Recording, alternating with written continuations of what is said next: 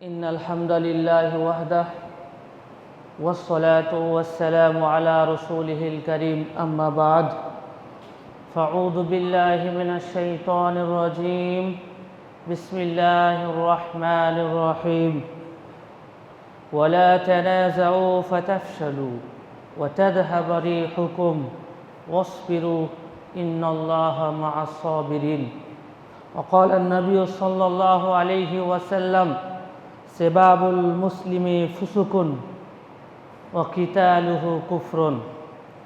সম্মানীয় আজকের মসজিদের মুসাল্লিবৃন্দ, সমস্ত প্রশংসা একমাত্র সেই মহান আল্লাহ রব্বুল আলামিনের নিমিত্তে, যিনি আজকে আমাদের পবিত্র জুমার দিনে উপস্থিত হওয়ার তৌফিক দান করেছেন। আমরা প্রত্যেকে বলি আলহামদুলিল্লাহ।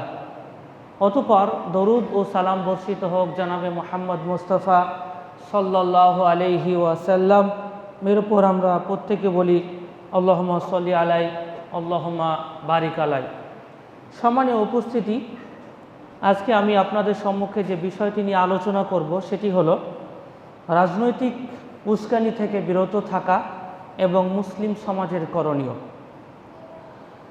নির্বাচনের সময় আমাদের সমাজে একটি প্রায় কমন ঘটনা ঘটতে আমরা দেখি, সেটি হলো সমাজে যখন আমাদের এলাকায় নির্বাচনের সময় দিনক্ষণ তারিখ নির্দিষ্ট হয়, তখন সমাজে এক প্রকারের উত্তেজনা সৃষ্টি হয়। কিছু মানুষ থাকে যারা আবেগে এত উগ্রপন্থীমূলক কথা বলে যে সাধারণ মানুষকে বিভ্রান্তির বেড়াজালে ফেলে দেয়। এর ফলে কি হয় যে এই সমস্ত উস্কানিমূলক কথার মাধ্যমে তাদেরকে অনেক সময় প্রভাবিত করা হয় অন্যের বাড়ির উপর আক্রমণ করতে। নিজেদের পূর্বে মনের ভিতরে পুষে রাখা যে একটা রাগ বা হিংসা কিংবা বিদ্বেষ, এটিকে আপোষের মধ্যে যেন আরও ব্যাপকভাবে প্রভাব বা বিস্তার করানো যায় এবং ভোট বা রাজনৈতিক যে স্বার্থ সিদ্ধি এটা যেন হাসিল করা যায়।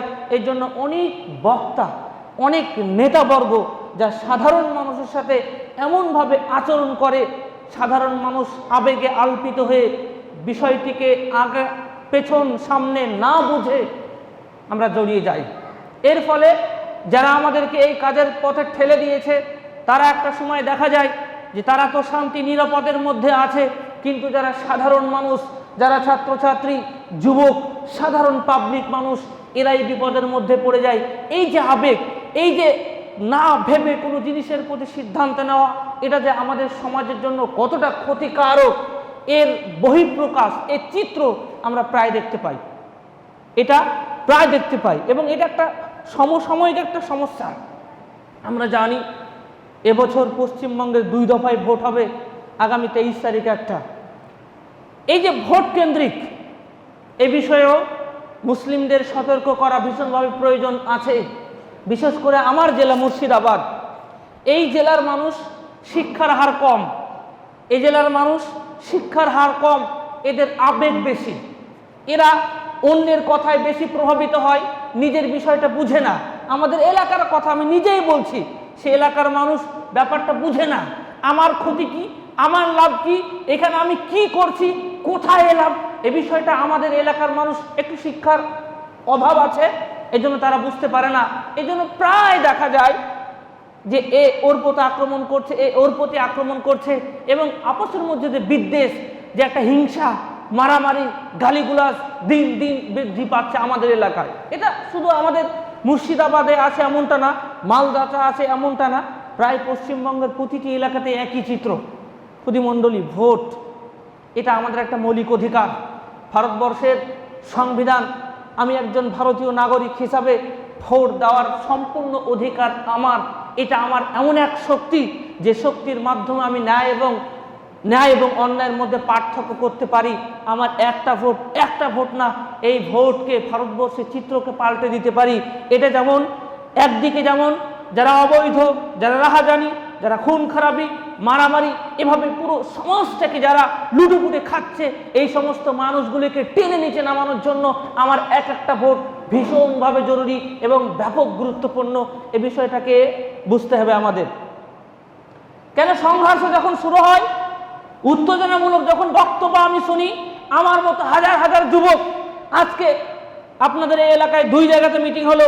আজকে জুমার দিন খুব বড় আফসোস লাগে, এমন একটা সময়তে প্রোগ্রাম যেখানে আমার মতো যুবক, আপনার মতো ছেলে, আপনার ভাই, আপনারই প্রতিবেশী, তারা ওই মাহফিলে বসে আছে। জুমার দিন তাদের কোনো খেয়ালই নেই। পবিত্র জুমার দিনের যে গুরুত্ব, আল্লাহ তাআলার কাছে যে গুরুত্ব, মুসলিম জাতির নিকটে জুমার দিনের যে গুরুত্ব, মানুষ এটা ভুলে গিয়েছে। এর মানে আমাদের নিকটে সবার ঊর্ধ্বে ওইটা, যেটাকে আমি আপনাদেরকে বোঝানোর চেষ্টা করছি। এর মানে আবেগে আল্পিত হয়েছি। আমাদের ব্রেন, মেধা, মস্তিষ্ক সব কিছু ঠিকঠাক থাকলেও যেন ঠিক মতো কাজ করছে না। কেন কাজ করছে না? কারণ অন্যের বক্তব্য দ্বারা আমরা প্রভাবিত। আমাদের শিক্ষার অভাব, আমাদের বিবেকের অভাব, আমাদের কি ভাবতে হবে, কিভাবে আমাদের চলতে হবে, কি জন্য এসেছি, বিবেচনার অভাবের কারণে আজকে এই ধরনের বিভ্রান্তিমূলক বিষয়গুলি সমাজের মধ্যে আমরা দেখতে পাচ্ছি। এই বিষয়ে মুসলিমদের সজাগ হতেই হবে। কিছুই বুঝি না, জানলাম না। আমাদের এলাকাতে সব থেকে বেশি হয়। আজকের এই বক্তব্য যদি আমি আমার গ্রামে দিতে পারতাম তাহলে এটা বেশি ভালো হতো, কারণ ওই এলাকার মানুষকে বেশি সতর্ক করা প্রয়োজন। এই সময় দেখা যায় মিছিলে গিয়েছে, মিছিলে গিয়ে পেছনে গিয়ে এমন এক ব্যক্তির প্রশংসা করছে যে ব্যক্তি দিনরাত পাপ করে।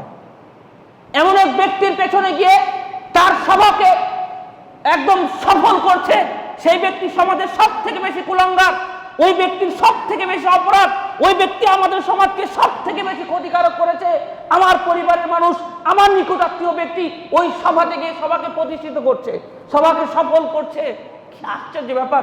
আমাদের স্কুলগুলোতে ছাদ থেকে পানি পড়ে, আমাদের স্কুলগুলোর দরজাতে গরু বাঁধে, আমাদের স্কুলগুলিতে কোনো ছাত্র নেই, আমাদের স্কুলগুলিতে ছেলেমেয়ে ঠিকঠাক বই পায় না, আমাদের স্কুলের সামনে যে রাস্তা আছে ওই রাস্তাতে কাদা। মানে এই যুগেও, এই সমাজেও যদি কোনো এলাকার রাস্তা ঠিক না থাকে তাহলে আপনাকে বুঝতে হবে যে ওই এলাকার মানুষের অবস্থা কেমন। এই মানুষগুলি কাদা পায়ে হেঁটে, এই মানুষগুলি যার ছেলে মেয়ে শিক্ষিত হয় না, স্কুলে পাঠাচ্ছে, কিচ্ছু হয় না, এই মানুষগুলি সবাই চলছে কেন? আবেগ। এরা বুঝেনি, এদের নিজের অধিকার বুঝতে পারেনি। এই সময় যে আমার যে কি দায়িত্ব, আমি কি করতে পারি, আমার একটা সিদ্ধান্ত, আমার একটা কর্মসূচি যে একটা পুরো সমাজকে বিভ্রান্তির পথে নিয়ে যেতে পারে, এটা আমি বুঝতে পারিনি, আমি বোঝাতে পারি না। আমাদের এলাকায় অনেক সময়তে আমি বক্তব্যে বলেছি, আমি আমার বাড়ির লোককে পর্যন্ত বলেছি, আমার নিজ আত্মীয় তারা এই সভাতে যায়, সভাকে সফল করতে আমি তাদের জিজ্ঞাসা করি কি পাও? এই যে সভা করলে, এই যে অমুকের গাল দিলে, এই যে অমুকের গীবত করলে, ও ভালো, এর চরিত্র পবিত্র। আরে ওর চরিত্র পবিত্র, ওকে তো পরে গালি দাও। কি দিয়েছে? 100 টাকা দামের একটা লাইট। কি দিয়েছে? চায়ের দোকানে বসে আড্ডা। আর কি পেয়েছো? কিছু পাওনি। তোমার ছেলে শিক্ষা পেয়েছে? পাইনি। তোমার ছেলে ভালো পানি পেয়েছে? পাইনি। তোমার ছেলে স্কুলে যে যাবে ব্যাগ নিয়ে ভালো রাস্তা পেয়েছে? রাস্তা পাইনি। এত আবেগ কেন? তুমি কি ভাবছো? তোমার এই সিম্পল কথা, তোমার এক একটা আক্রমণাত্মক এবং উস্কানিমূলক বাক্য কোন ব্যক্তির হৃদয়ের ভিতরে যে ভয় সঞ্চার করছে, এটা তুমি ভেবেছো? ভাবনি।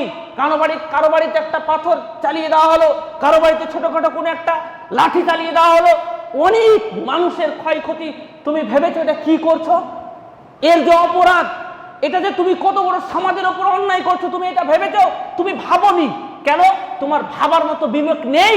তোমার ব্রেনকে এমন ভাবে ওয়াশ করেছে, মনে হচ্ছে যেন এটা আমার জীবনের সফলতা। ওই সভাতে গিয়ে যদি একটু মিছিল করতে পারি, ওই সভাতে গিয়ে যদি একটু জোর জোর করে বক্তব্য দিতে পারি, আরে নামাজ যাক না, যাক ভাড়নে যায়, জুমা চলে যাক, নামাজ জোহর চলে যাক, কোনো সমস্যা নাই। একটু যদি ওর চরিত্রকে ফুলের মতো পবিত্র বলে যদি একটু সাপোর্ট করতে পারি, এটা আমার সফলতা। বুঝাতে পারিনি আমি মানুষকে। মানুষ বুঝে না, ভাবে এটাই বেশি ভালো।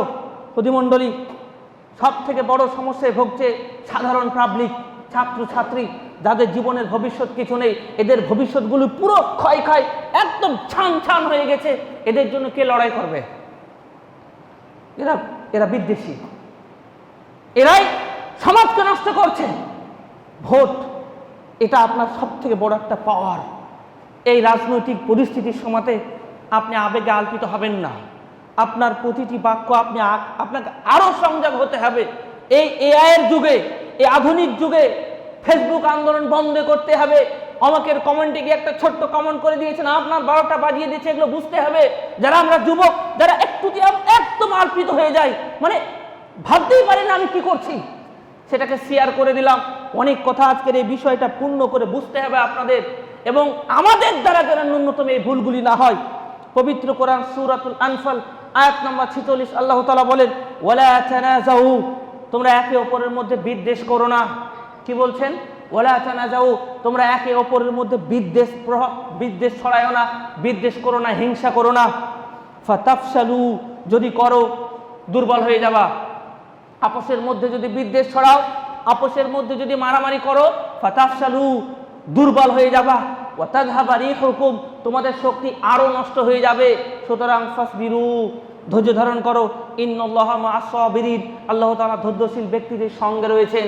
এই আয়াতে আল্লাহ তাআলা এটাই বলতে চাইছে যে একজন মুসলিম অপর মুসলমানের ভাই হবে, একজন মুসলিম অপর মুসলমানের সঙ্গে কখনো বিদ্বেষ করতে পারে না, কখনো হিংসা করতে পারে না।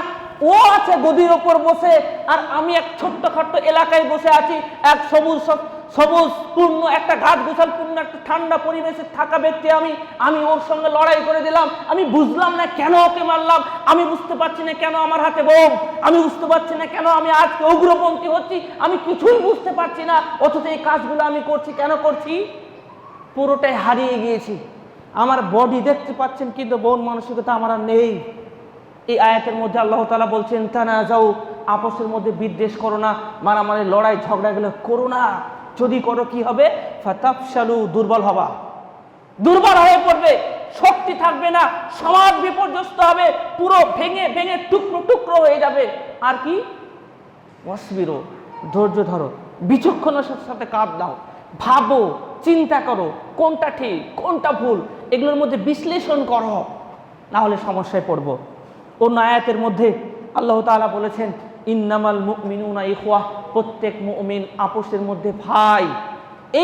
এই এক মুহূর্ত, যে মুহূর্তে ভাই ভাইকে চিনি না, ভাই এক দলের প্রার্থী আর এক ভাই অপর দলের প্রার্থী, ভাবেন পরিস্থিতি কেমন হবে, কি হচ্ছে কি হয় না সবই আমরা বুঝি। এই বুঝার পেছনে, এই ধরনের পেছনে আমাদের ছোটাকে ঠিক হবে? আমি কি করছি, আমার কি করা উচিত, আমার কি লাভ, আমি কি পেয়েছি, এদের পেছনে ছুটে আমার কোনো লাভ হয়েছে? আমার কোনো লাভ হয়েছে? আমি কিছু পেয়েছি? আমি কিছু পাইনি।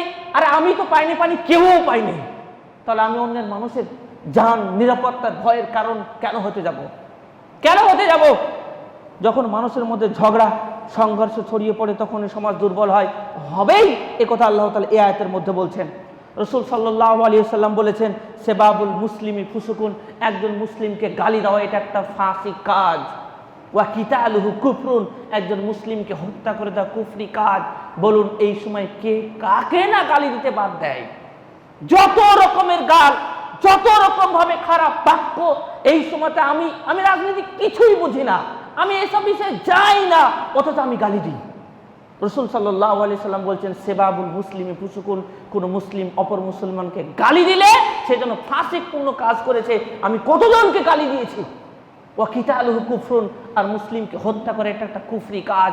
দেখুন আজকে সব থেকে বেশি রাজনীতিক ইস্যুতে, রাজনৈতিক এই পরিস্থিতিতে নির্বাচন ঘোষণা করার পর যে কয়েকটা জেলাতে সব থেকে বেশি মারামারি হয়, মুর্শিদাবাদ, মালদা, ওই পাটটা আমাদের ওই বেলডা না, সব থেকে বেশি মারামারি ওইদিকে হয়। মানে কে করছে বিয়ে আর কে খাচ্ছে খানা, পুরো বিষয়টা আলাদা। এদের বোঝানো যায় না, এরা বুঝতে পারেও না। এরা কারা?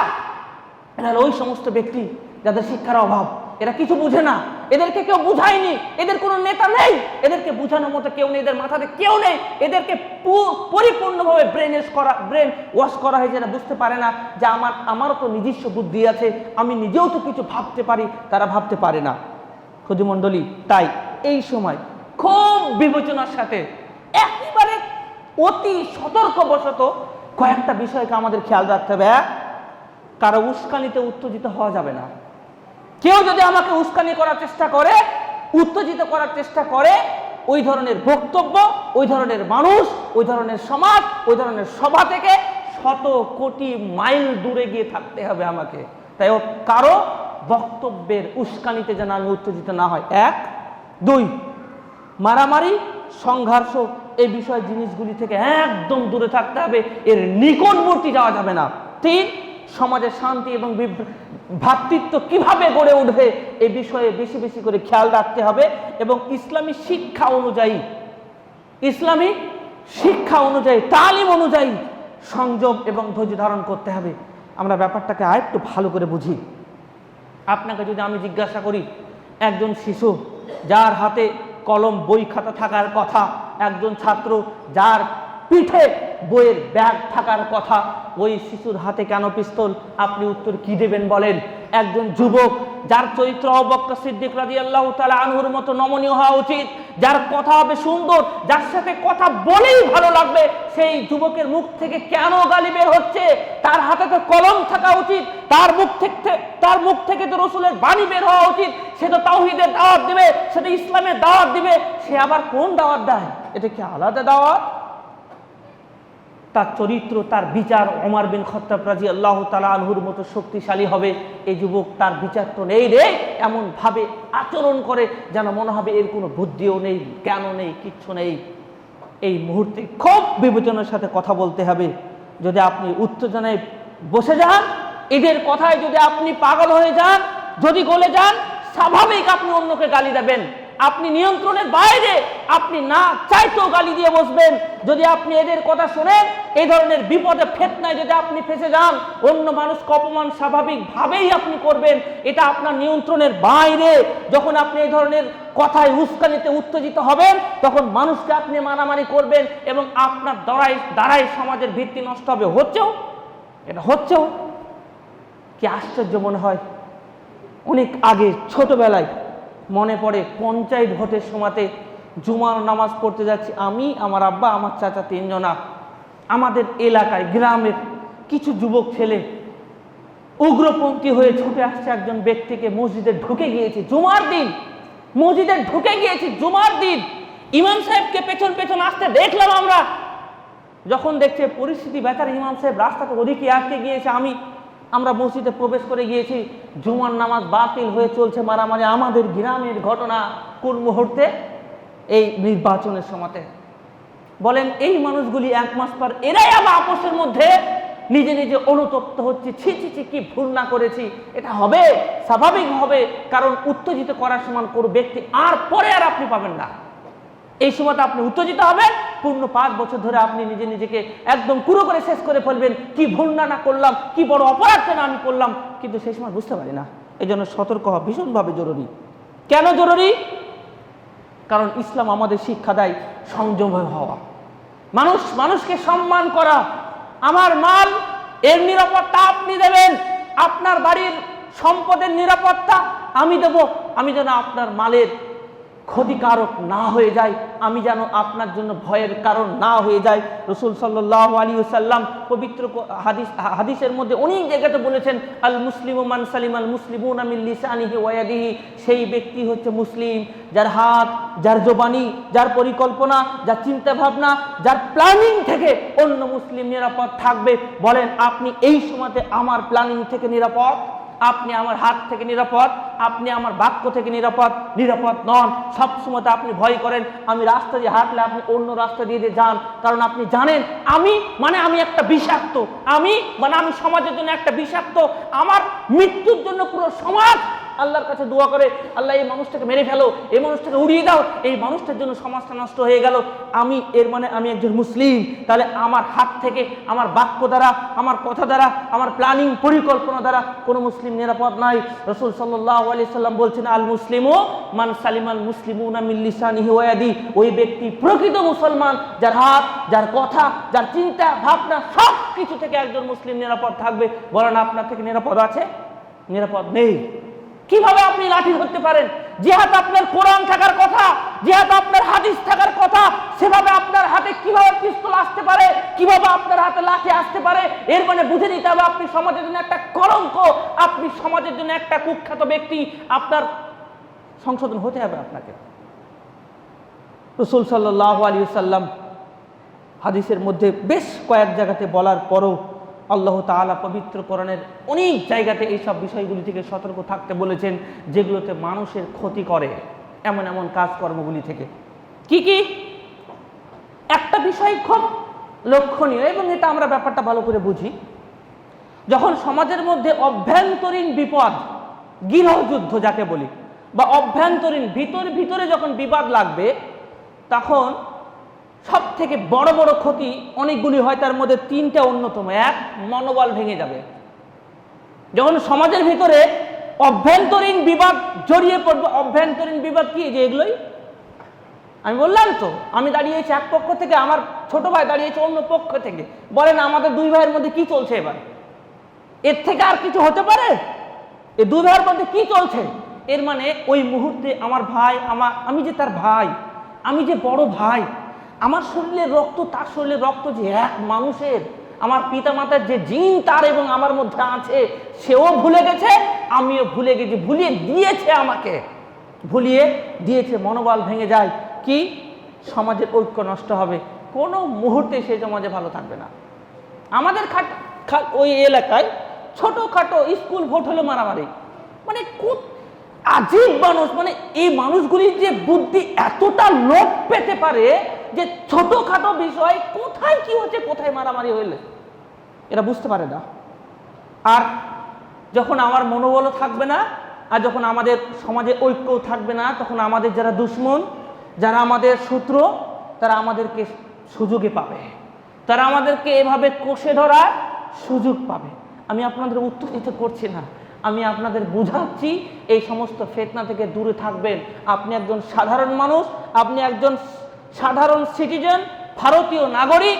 আপনার দায়িত্ব ভোট দেওয়া, আপনার দায়িত্ব সমাজকে সুন্দর করে এগিয়ে নিয়ে যাওয়া। আপনি এই কাজগুলি করবেন, বাকি কোনো কাজ করবেন না, করে লাভ নেই। ও মিছিলে গিয়ে আপনার চারানা লাভ দেবে না, কিছুই লাভ নেই। সময়টা ফালতু কাজে ব্যয় করা, ওটা আপনার বইয়ের সাথে গল্প করেন, অনেক নেকি হবে। কেন? সমাজের ভিত্তি হলো ভ্রাতৃত্ব। সূরাতুল হুজুরাতের মধ্যে আল্লাহ তাআলা বলেন, ইন্নামাল মুমিনুনা ইখওয়া, মুমিনরা একে অপরের ভাই। একজন মুমিনের যদি কষ্ট হয়, আমাদের শরীরে, আমার হাত, আমার এই আঙ্গুলের কোনো এক জায়গাতে যদি ব্যথা পায়, তাহলে আমি পুরো শরীর বুঝতে পারি যেন আমার শরীরে কোথাও না কোথাও ব্যথা করছে। কোনো একজন মুমিনের জীবনে যদি কোনো কষ্ট আসে বা বিপদ আসে, তো একজন মুমিন অপর মুমিনের জন্য একটা দেহর মতো। আমার যেমন একটা বডি আছে, যেমন আমার কোনো একটা অংশে ব্যথা লাগলে আমার শরীর ওই ব্যথা অনুভব করতে পারে, তো একজন মুমিনের জীবনে যদি কষ্ট হয়, ওই কষ্ট যেন আমি ব্যথা অনুভব করতে পারি। আর যতক্ষণ পর্যন্ত আমি অনুভব করতে পারবো না, মানে বুঝতে হবে ওই সমাজের মধ্যে ইসলামিক সামাজিকতা নেই। এই কারণেই রাসূল সাল্লাল্লাহু আলাইহি সাল্লাম বলেছেন, আল মুসলিমু আখুল মুসলিম, এক মুসলিম অপর মুসলমানের জন্য ভাই। অন্য আয়াতের মধ্যে আল্লাহ তাআলা বলেছেন, কোনো ব্যক্তিকে বিনা অপরাধে হত্যা করে, মারে, তাহলে সে যেন গোটা পৃথিবীর মানুষকে হত্যা করে দিল। এর মানে এই উত্তেজনা বশত যে আমার দ্বারা কাজগুলি হয় এই সময়তে, এটা যে আমি কত বড় অপরাধ করলাম, এই অপরাধের সীমা আল্লাহ তাআলা বলছেন, কোনো ব্যক্তি যদি কোনো ব্যক্তিকে বিনা অপরাধে হত্যা করে, সে যেন পুরো পৃথিবীর মানুষকে হত্যা করেছে। এই শিক্ষা একমাত্র ইসলামিক শিক্ষায় দিতে পারে। ঠিক এর অপোজিট, ঠিক এর বিপরীত আল্লাহ তাআলা কি বলেছেন, কোনো ব্যক্তির জীবনকে যদি কেউ বাঁচায়, সেজন্য সারা পৃথিবীর মানুষের জীবনকে বাঁচিয়েছে। আমি কোনটা করব? সারা পৃথিবীর মানুষকে মেরে ফেলবো, সারা পৃথিবীর মানুষকে হুমকির মধ্যে রাখবো, নাকি সমস্ত মানুষের প্রাণের নিশ্চিত আমি দেবো, তাদের সুরক্ষা দায়িত্ব নেবে, কোনটা নেব? অবভিয়াসলি এটা নেওয়া উচিত। আমি যেন অন্য মানুষের উপকার আসতে পারি, আমি যেন কোনো মানুষের উপকার করতে পারি, আর তার জীবন বাঁচানো, তার জান বাঁচানো মানে আমি সারা পৃথিবীর মানুষের জীবনকে বাঁচালাম। তাহলে এই উত্তেজনামূলক বক্তব্য, এই ধরনের পরিস্থিতি থেকে আমাদের দূরে থাকতে হবে। হযরতে আবু বকর সিদ্দিক রাদিয়াল্লাহু তাআলা আনহু তিনি কেমন ছিলেন? কানা আবু বকর রাজুলান আসিফান, তিনি আবু বকর রাদিয়াল্লাহু তাআলা আনহু অত্যন্ত নমন এবং কোমল প্রকৃতির একজন ব্যক্তি ছিলেন। লা ইয়ামলিকু দামাহু ইদা ক্বরাআল কোরআন, যখন তিনি পবিত্র কোরআন পড়তেন তখন চোখ দিয়ে পানি অশ্রু অগণিত ঝরতে থাকতো। এত নরম ব্যক্তি ছিল, কোরআন পড়তে পড়তে চোখ দিয়ে এত পরিমাণে পানি বের হতো যে সে নিজেকে নিয়ন্ত্রণ করতে পারতো না। এই ব্যক্তির দ্বারা কোনো অপরাধ হবে? এই ব্যক্তি কোনো মানুষের জীবনের মানে হুমকির কারণ হতে পারে? এই ব্যক্তি কোনো ব্যক্তির মাল সম্পদ হড়প করতে পারে না। ওই একই চরিত্রের অধিকারী আমাদের হতে হবে। এই সময়তে বেশি বেশি সংযোগ হতে হবে। আমি যেন আবু বকর সিদ্দিক রাদিয়াল্লাহু তাআলা আনহুর মতো কোমল হতে পারি, যিনি কোরআন পড়তেন অগণিত চোখ দিয়ে পানি ঝরতো, তাহলে আমি কিভাবে অন্যের অপরাধ করতে পারি, আমি কিভাবে সমাজের জন্য কুলাঙ্গার হতে পারি, এই সমস্ত কাজ কর্ম থেকে আমাদের বিরত থাকতে হবে। হযরত ওমর রাদিয়াল্লাহু তাআলা আনহু খুব দুঃখ করে একটা কথা বলেছিলেন। তিনি বলেছিলেন, মাতা ইস্তাবাদতুম, কখন থেকে তোমরা আন্নাস, মানুষকে দাসে পরিণত করতে শুরু করলে? কবে থেকে তোমরা মানুষকে দাসে পরিণত করতে শুরু করলে? ওয়াকাদ ওয়ালাদাতুহুম উম্মাহাতুহুম, তাদের মা তো তাদেরকে জন্ম দিয়েছে আহারান স্বাধীনভাবে, তুমি তাকে পরাধীন কেন করতে গেলে? আমার কারণে আপনি পরাধীন।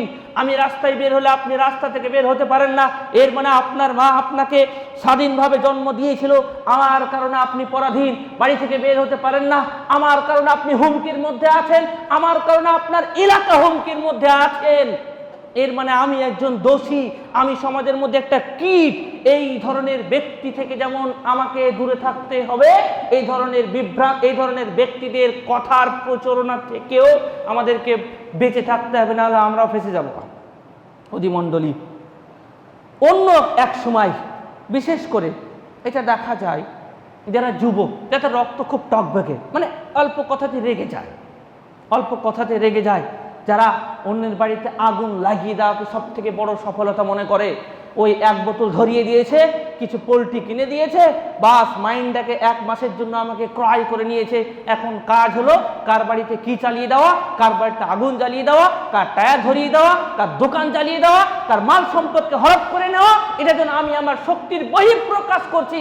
রাসূল সাল্লাল্লাহু আলাইহি সাল্লাম আপনাকে আমাকে সতর্ক করে বলছেন, লাইসা শাদীদু বিসুরাহ, খুব কুস্তির সাথে কোনো ব্যক্তিকে মেরে দেওয়া এটা বাহাদুরি কোনো ব্যাপার না। কুস্তি আমার প্রচুর শক্তি আছে, প্রচুর শক্তি, এই শক্তি দিয়ে আপনাকে আমি পেড়ে ফেলে দিলাম, আপনাকে মেরে দিলাম, এটা কোনো শক্তি বাহাদুরিতার পরিচয় নয়, বরং ইন্নামা শাদীদুল্লাযী ইয়ামলিকু নাফসাহু ইনদাল গাযাব, সেই ব্যক্তি বাহাদুরি যে রাগের সময় নিজের ব্রেন, নিজের আবেগকে নিয়ন্ত্রণ করতে পারে। দেখবেন রাগ বশত আমরা অনেক কাজ কিছু করে ফেলি, যখন পরে রাগ কমে যায় তখন মনে হয় যে না, এই কাজটা ভুলই হলো, এটা না করলেও তো পারতাম, পরে খুব অনুতপ্ত হয়। রাসূল সাল্লাল্লাহু আলাইহি সাল্লাম বলছেন, রাগের সময় কাউকে কুস্তি দিয়ে পেড়ে ফেলে এর নাম শক্তিশালী নয়। ইন্নামা শাদীদুল্লাযী ইয়ামলিকু নাফসাহু ইনদাল গাযাব, ওই ব্যক্তি সব থেকে বেশি বাহাদুর যে রাগের সময় নিজের রাগকে নিয়ন্ত্রণ করতে পারে। আর এই সময় আপনি রাগকে নিয়ন্ত্রণ করতে পারবেন না। আপনাকে যত রাগাতে পারা যাবে, আপনার আবেগকে নিয়ে যত বেশি খেলতে পারা যাবে, তত আমার লাভ। আর এই জন্য কি প্রয়োজন? বোতলের প্রয়োজন, সাদা প্রয়োজন, পোল্ট্রির প্রয়োজন, খাবারের প্রয়োজন, বিভিন্ন আচারের প্রয়োজন, এগুলো হলেই কিনে নেব। আমি কি এতটাই সস্তা একটা আচারও বিক্রি হয়ে গেলাম? আমি কি এতটাই সস্তা একটা পোল্ট্রি বিক্রি হয়ে গেলাম? আমি কি এতটাই সস্তা যে কারো স্বামীকে ছিনতাই করে নেওয়ার জন্য, কারো বাড়ির মূল জড় পুরো বট গাছকে উপড়ে দেওয়ার জন্য আমি এই অল্প টাকায় বিক্রি হয়ে গেলাম? এতটাই আমি পাগল, এতটাই আমার মূল্যহীন? রাসূল সাল্লাল্লাহু আলাইহি সাল্লাম এই বিষয়গুলি থেকে আমাদের সতর্ক থাকতে বলেছেন। এই নির্বাচনের সময়, এই উত্তেজনামূলক মুহূর্তে এগুলো থেকে আমাদের সতর্ক থাকতে হবে। চেষ্টা করতে হবে যেন আমার থেকে কোনো ব্যক্তি কষ্ট না পায়, আমি যেন একটা অপরাধ না করি। আমার একটা অপরাধ, এই অপরাধ কোনো ব্যক্তির সাথে না, এটা একটা সমাজের সাথে, মানে এই অপরাধ পুরো সমাজের উপর প্রভাব পড়ছে। মানে এই পাপ যে কত পাপ হবে, এই অন্যায় যে কত বড় অন্যায়, এটা আপনাকে আমি বোঝাতে পারছি না, যদি ভাষা থাকতো তো বুঝাতাম। রাসূল সাল্লাল্লাহু আলাইহি ওয়াসাল্লাম অন্য এক জায়গাতে বলেছেন, লা তাহাসাদু, তোমরা হিংসা করো না, ওয়ালা তাবাগাদু, একে অপরের প্রতি বিদ্বেষ এবং হিংসা করো না, ওয়ালা তাদাবারু ওয়া কুনু ইবাদাল্লাহি ইখওয়ানা, তোমরা ভাই ভাই হয়ে থাকো। ভাই ভাই কখন হব? যখন এদের চক্রান্ত থেকে দূরে থাকবো। এদের চক্রান্তে যদি আপনি পড়েন, ভাই ভাই থাকবেন না। এই ভাই ভাই থেকে, এই ভাই ভাই এটা হতে পারে আমি আমার ভাইয়ের সাথে, আমার ছোট ভাইয়ের সাথে, বা আমার ছোট ভাই বড় ভাইয়ের সাথে তার একটা মতভেদ থাকতে পারে, এর মানে এটা নয় যে দুই ভাই দুশ্মন। আপনার সাথে আমার মনের মিল না থাকতে পারে, আপনার সাথে আমার মতভেদ হতে পারে, কিন্তু আপনার সাথে আমার দুশ্মনী হতে পারে না। ইসলাম এটা আমাদের শিক্ষা দেয়। আপনার সাথে একটা মত না মিলতে পারে, মতের ভিন্নতা হতে পারে, কিন্তু আপনার সাথে জানি দুশ্মনী হতে পারে না। যদি জানি দুশ্মনী হয় তাহলে আমি প্রকৃত মুসলমানই নয়। কেন মুসলিম নয়? রাসূল সাল্লাল্লাহু আলাইহি সাল্লাম ওই যে পূর্বের হাদিসে বললেন, আল মুসলিমু মান সালিমাল মুসলিমুনা মিন লিসানিহি ইয়াদিহি, প্রকৃত মুসলিম সেই যার হাত, যার মুখ থেকে অন্য মুসলিম নিরাপদ। এর মানে আমার আপনার সাথে যদি দুশমনি হয়, জান নিয়ে নেওয়ার যদি পরিকল্পনা থাকে, তাহলে আমিও মুসলিম না, আপনিও মুসলিম না। তাহলে একজন মুসলিম অপর মুসলমানের মধ্যে মতভেদ থাকতে পারে, কখনো দুশমন তারা হতে পারে না। মতভেদ ছিল, আছে, থাকবে। সাহাবাদের মধ্যেও মতভেদ ছিল, আছে, থাকবে। দুশমন ছিল না। বলেন কোন সাহাবা দুশমন ছিল? মতভেদ ছিল না? মতভেদ ছিল, থাকবে। আমাদেরও মতভেদ আছে, থাকবে, কিন্তু দুশমন থাকতে পারে না। যদি দুশমন হয়ে যায় আপসের মধ্যে, তাহলে বুঝে নিতে হবে আমাদের আপসেরই সমস্যা। আল্লাহ পাক রব্বুল আলামিন বলেছেন আর একটা বিষয়, গুজব, অপপ্রচার থেকে সতর্কতা। একটা বিষয় আপনার সামনে বলে দেওয়া হলো, অমুক, হ্যাঁ এটাই বলেছে, বাস শুরু হয়ে গেল। বাস্তবে কিছুই না।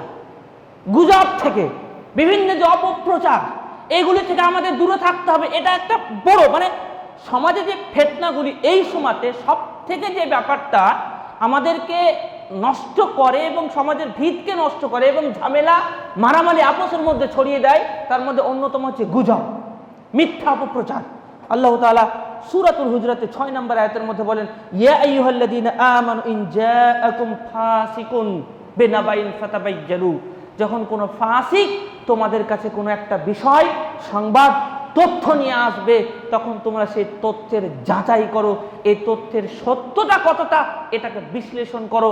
সত্য না জেনে, না ভেবে, গুজবের প্রতি কান দিয়ে, মিথ্যাচারের ওপর কান দিয়ে আমি একটা সিদ্ধান্ত নিয়ে ফেললাম, এটা একটা বড় অপরাধ করে দিয়েছি।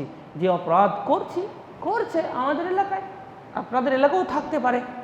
তাহলে আমাদের কাছে যখন কোনো একটা অপপ্রচার আসবে, যখন একটা চর্চা আসবে কোনো বিষয়, সেটা আমি বিশ্লেষণ করি, তারপর সেটার অ্যাকশন নেব। না ভেবে অ্যাকশন নেবেন না, আবেগ হবেন না। আপনি শেষ হবেন, আপনি হারিয়ে যাবেন। আপনার মার কোল খালি হয়ে গেল, ওই এসিতেই বসে আছে, আপনার সাথে কোনদিন সাক্ষাৎ করতে আসবে না।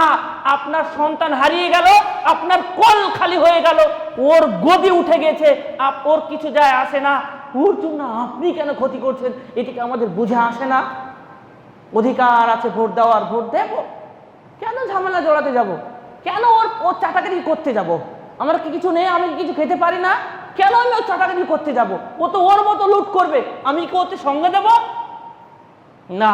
এই ধরনের কাজগুলি থেকে বিরত থাকতে হবে, বিচক্ষণের সাথে কাজ করতে হবে, উস্কানিমূলক বক্তব্য থেকে বিরত থাকতে হবে এবং আমাদের কি করণীয় সেগুলোকে বেশি বেশি করে ভাবতে হবে।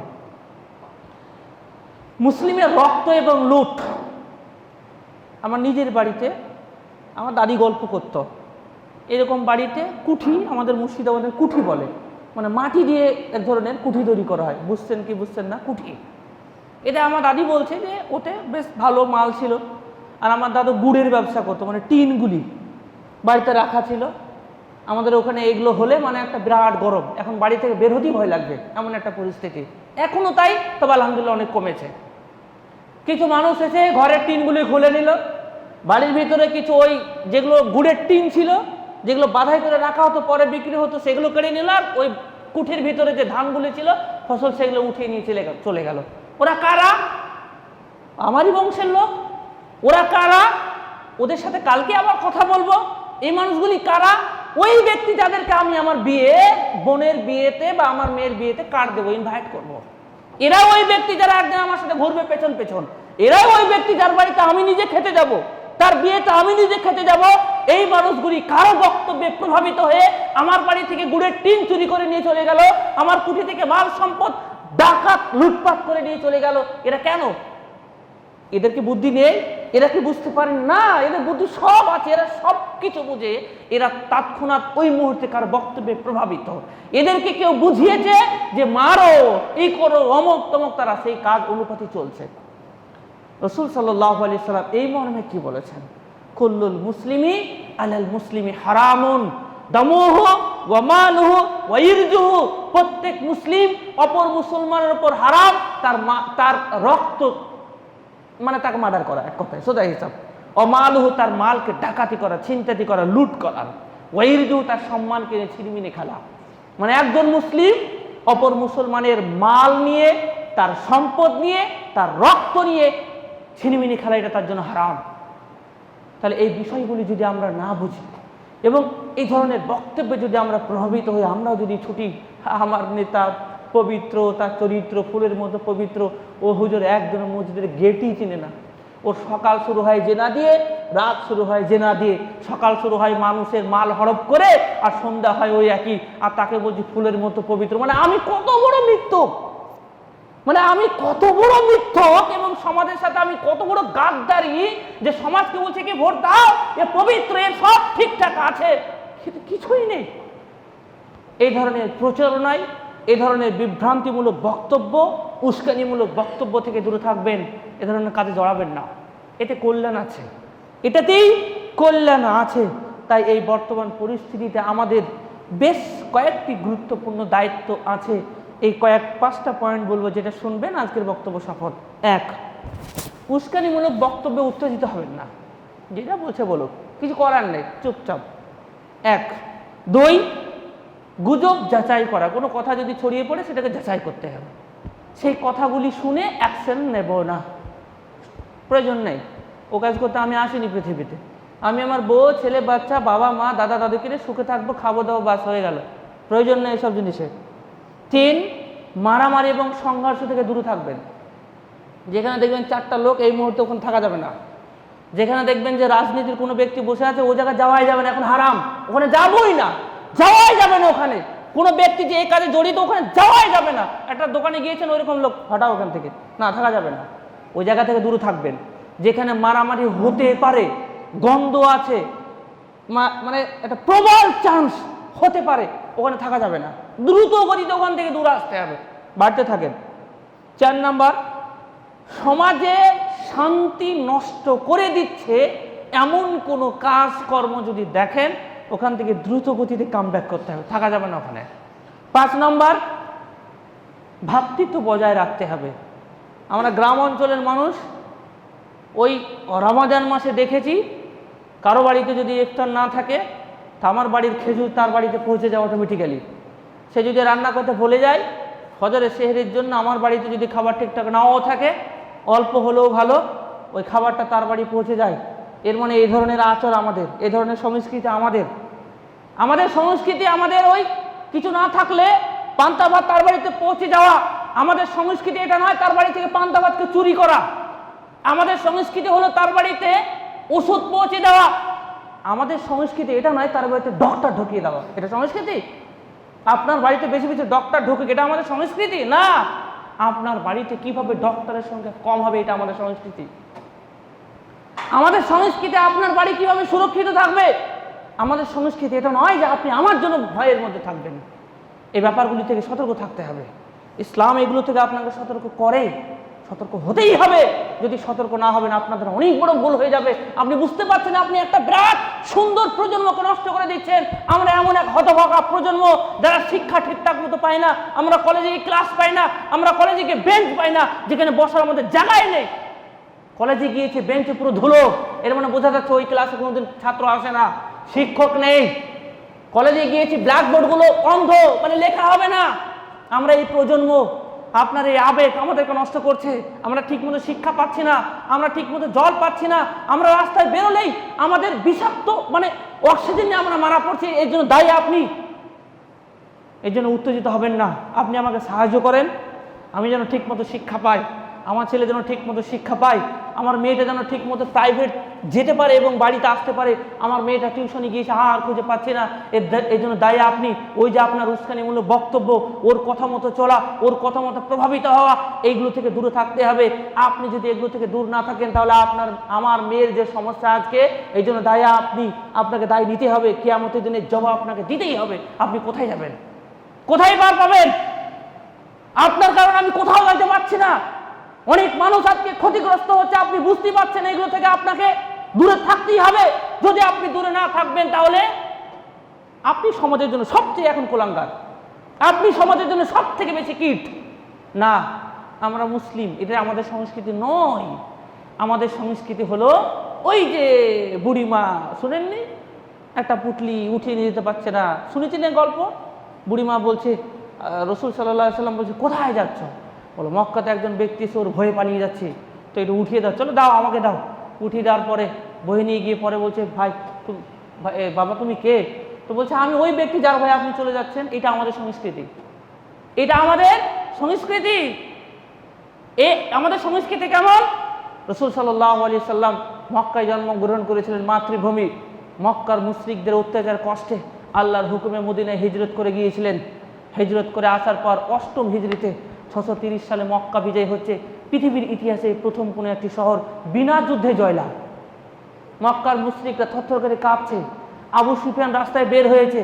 রাসূল সাল্লাল্লাহু আলাইহি সাল্লাম 10,000 সৈন্য নিয়ে মক্কা বিজয় করতে আসছেন। সাহস নেই কারো এই সৈন্যবাহিনীকে ঠেকানোর। আবু সুফিয়ান বের হয়েছেন ব্যাপারটা গতিবেগ কেমন কি পরিস্থিতি একটু চেক করার জন্য। আবু সুফিয়ান দেখছেন, বাপ রে, এ এমন এক বিরাট বাহিনী, এ এমন এক শক্তি, এদেরকে ঠেকানোর মতো, এদেরকে প্রতিহত করার মতো কারো কোনো শক্তি নেই। তখন প্রতিমধ্যে আব্বাস বিন আব্দুল মুত্তালিব রাসূল সাল্লাল্লাহু আলাইহি সাল্লামের চাচার সঙ্গে সাক্ষাৎ হয়ে গেল। আবু সুফিয়ানকে বললেন, তোমার হাতে এখনো টাইম আছে, তুমি রসুলের কাছে যাও আর নিরাপত্তা চেয়ে নাও। আবু সুফিয়ান রসুলের কাছে গেলেন এবং রসুল দেখা মাত্র বলছে, আবু সুফিয়ান এখনো সময় হয়নি তোমার ইসলাম কবুল করার। তিনি ইসলাম কবুল করলেন। মুশরিকরা আরো ভয়ে থরথর করে কাঁপছেন। তখন সবাই সারিবদ্ধভাবে দাঁড়িয়ে আছেন। কাবা শরীফের মধ্যে 360টি মূর্তি ছিল, সেগুলোকে ভাঙলেন। এরপর বেরিয়ে আসলেন। তারপরে এসে রাসূল সাল্লাল্লাহু আলাইহি সাল্লাম এক ঐতিহাসিক বক্তব্য প্রদান করলেন। ওই বক্তব্য আমাদের সংস্কৃতি। বক্তব্যটা কি? সেদিন বললেন, হে মক্কার মুশরিক, তোমরা দেখতে চাইছো যে আমি আজকে তোমাদের সাথে কিরূপ আচরণ করি, শোনো। তখন মক্কার মুশরিকরা বললেন, আপনি তো আখুন করিমুন, সম্মানিত ভাই, ওয়াইবনু আখিন করিমিন, এবং সম্মানিত ভাইয়ের ছেলে, মানে ইউসুফ নবীর কথা। রাসূল সাল্লাল্লাহু আলাইহি সাল্লাম বললেন, লা তাসরিম আলাইকুমুল ইয়াউম, আজ তোমাদের উপর আমার কোনো অভিযোগ নাই, তোমরা সবাই ক্ষমাশীল। ফাআনতুম তুলাকা, আজকে তোমরা স্বাধীন। এটা আমাদের সংস্কৃতি। আপনি এটা বলতে পেরেছেন? আমাদের এরকম হচ্ছে না তো, কেউ হিজরত করছে না তো। আজকের এই বক্তব্য আল্লাহ তাআলা আমাদেরকে বোঝার তৌফিক দান করুক, আমিন। হে আল্লাহ, তুমি আমাদের প্রত্যেককে এই ধরনের ব্যক্তিদের প্রচারণা থেকে আমাদেরকে পরিত্রাণ, ফিতনা থেকে বাঁচার তৌফিক দান করো, আমিন। আল্লাহুম্মা সাল্লি আলা মুহাম্মাদ ওয়া আলা আলি মুহাম্মাদ কামা সাল্লাইতা আলা ইব্রাহিম ওয়া আলা আলি ইব্রাহিম ইন্নাকা হামিদুম মাজিদ।